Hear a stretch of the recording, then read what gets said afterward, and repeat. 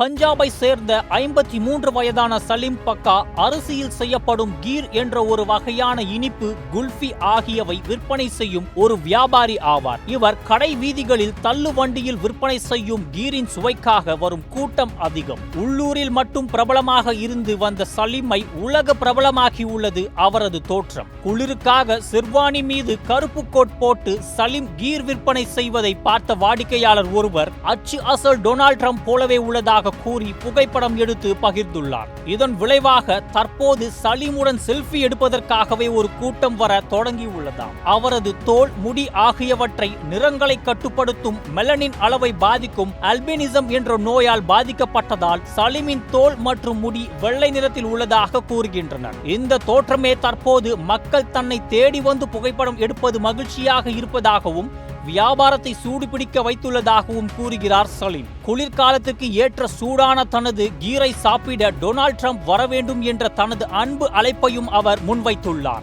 இதற்கு முன்பு இங்கிலாந்தை சேர்ந்த நகைச்சுவை நடிகரான மைக் ஒஸ்மான் ட்ரம்ப் போலவே இருப்பதாக 2016ஆம் ஆண்டு அமெரிக்க அதிபர் தேர்தலின் போது கவனம் பெற்றார். சலீம் போன்றே 2016ஆம் ஆண்டு தனது ஹேண்ட்ஸம் லுக் மற்றும் நீல கண்களால் மிக பிரபலமடைந்த டீ கடைக்காரர் அர்ஷத் கான் மாடலாக மாறினார். அவர் தற்போது கேஃப் சாய்வாலா என்ற தனது நிறுவனத்திற்கு உலகம் முழுவதும் கிளைகளை பரப்பி வருவது குறிப்பிடத்தக்கது.